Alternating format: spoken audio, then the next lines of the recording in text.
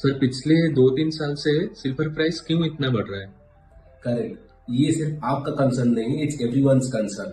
तो silver price पिछले एक साल में ही it has gone up around 167%। क्यों? इसके कुछ मेन रीजंस है, 4-5 कारण है, मैं आपको सिंपली समझाता हूँ।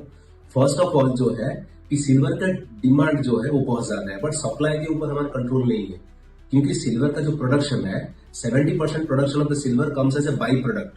मतलब आप चाह के भी डिमांड बढ़ जाए तो भी आप बहुत ज्यादा आउटपुट नहीं कर सकते, क्योंकि maximum 30% is coming as a direct output, तो 70% is just a byproduct. Second reason है कि इंडस्ट्रियल जो डिमांड है उसमें बहुत ह्यूज शिफ्ट हुआ है।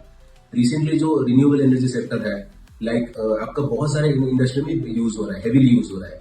Like your solar photovoltaic panel में यूज हो रहा है, देन आपका इलेक्ट्रॉनिक व्हीकल सेक्टर में यूज हो रहा है, आपका सेमीकंडक्टर सेक्टर में यूज हो रहा है, एआई डेटा सेंटर में भी यूज हो रहा है, इवन आपका मेडिकल इक्विपमेंट्स में सिल्वर यूज हो रहा है।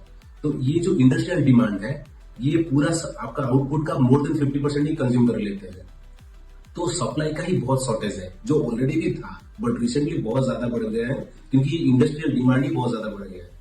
देन आपका आता है कि जो मैक्रो इकोनॉमिक सिनेरियोज, लाइक आपका यूएस डॉलर वीक हो रहा है, तो एंड यूएस में इंटरेस्ट रेट कट होने का भी एक्सपेक्टेशंस है, तो ऑब्वियसली लोगों का rely more on safe havens like gold and silver में बढ़ जाता है।